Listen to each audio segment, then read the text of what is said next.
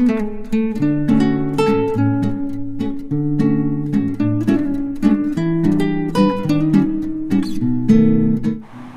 Friends, welcome back to my channel Kawal study channel. आज हम class 9th NCERT की geography की बुक का चैप्टर 3 अपवाह का अध्ययन करने जा रहे हैं। आज हम नदियों के बारे में इस चैप्टर के थ्रू देखेंगे। ठीक है, अपवाह जो बहता है अपने से उसको अपवाह बोलते हैं। इसमें मेन आती हैं नदियाँ। नदियाँ जो हैं ये आपको कई छोटी छोटी धाराओं में से जब आकर मिलती हैं एक मुख्य नदी में, एक मेन नदी जो है वो जा रही है और वहाँ से आते आते कोई इधर से ऐसे छोटी छोटी नदियाँ जब आकर मिलती हैं तो उससे क्या बनता है, उससे एक बड़ी नदी का निर्माण होता है।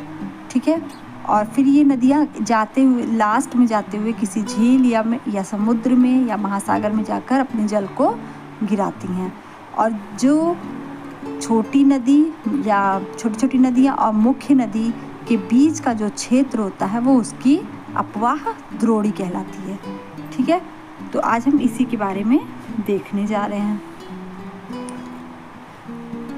जो ऊंचा क्षेत्र है, ठीक है, कोई भी ऊंचा क्षेत्र है जैसे पर्वत है या उच्च भूमि है, तो वो दो पड़ोसी अपवाह द्रोणियों को एक दूसरे से अलग करता है। कोई भी ऊंचा क्षेत्र है तो वो इधर की नदियों को उधर बांट देगा, दूसरी साइड की नदियों को दूसरी साइड में बांट देगा। तो उसको हम बोलते हैं, उस उच्च भूमि को हम बोलते हैं जल विभाजक।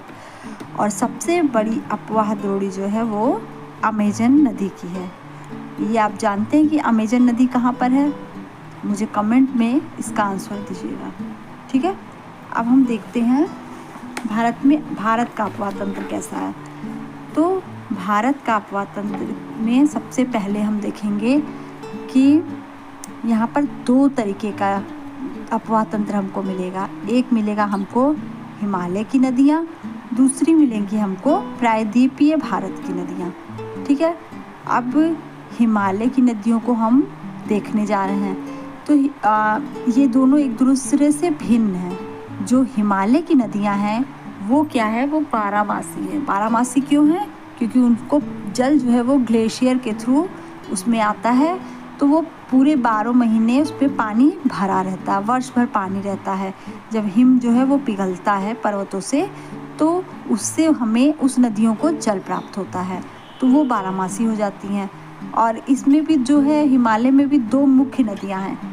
एक हमारा है सिंधु और दूसरी हमारी है ब्रह्मपुत्र नदी।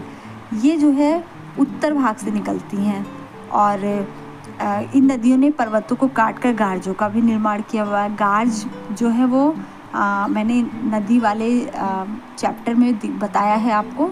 अगर नहीं क्लियर होगा तो उसमें आप जाके एक बार देख लीजिएगा। ठीक है, तो अब हिमालय की नदियाँ अपनी उत्पत्ति के स्थान से लेकर समुद्र के रास्ते को तय करती हैं।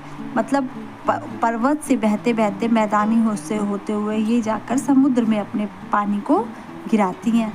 तो एक गिराएगी, एक ब्रह्मपुत्र नदी है जो अपने जल को बंगाल की खाड़ी में गिराएगी और सिंधु नदी जो है वो अरब सागर में अपने जल को गिराएगी। अब ये तीव्र अपर्दन भी करेंगी। अपर्दन मतलब काटे छाटेंगी। क्यों? क्योंकि ये ऊंचे क्षेत्रों से आ रही हैं। इनके आसपास बहुत ऊंचा क्षेत्र है जिससे वो काटते छाटते हुए आती हैं। तो इससे ये क्या करती हैं, सिल्ट, बालू, ये सब का संवहन को लेते हुए जाती हैं।